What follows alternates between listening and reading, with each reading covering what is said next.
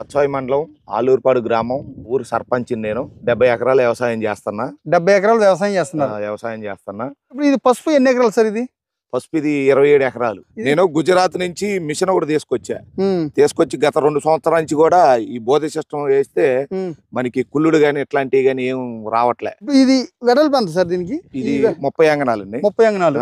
ఈ రెండింటికి మధ్య 14 అంగనాలు. 14 అంగనాలు. ఓకే. అది ఈ బోధ సిస్టమ్ ఏంటంటే ఎంత వర్షాలు అధిక వర్షాలు పడ్డా కూడా మనకి నీళ్లు కారిపోయి వెళ్ళిపోతాయి కాబట్టి కుళ్ళుడు గాని ఇట్లాంటివి గాని ఏముండదు. సార్ ఇది ఏంటి సార్ వెరైటీ? కడప వెరైటీ అండి, మైదుకూరు. ఇప్పుడు జనరల్ గా మనకి పసుపులో వచ్చేసి లంబాడి తెగులు అంటారు. ఈ తెగుల్లో ఎక్కువ వస్తుంది.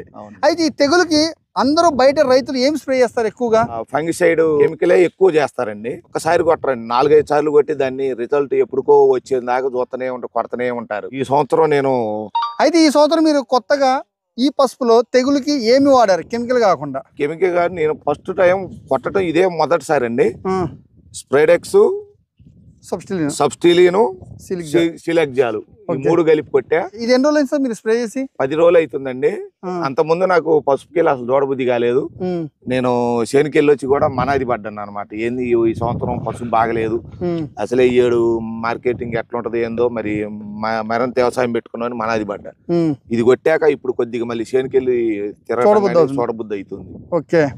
సో ఇది వచ్చేసండి సబ్స్టిలిన్. అదేవిధంగా ఇది వచ్చేసి స్ప్రెడెక్స్ వచ్చేసి మీకు సుడోమోనాస్ ఫ్లోరోసెన్స్ 5%, బ్యాసిలస్ సబ్స్టిలిస్ 5% ఉన్నది. దాంతోపాటు సిలిక్జాలు.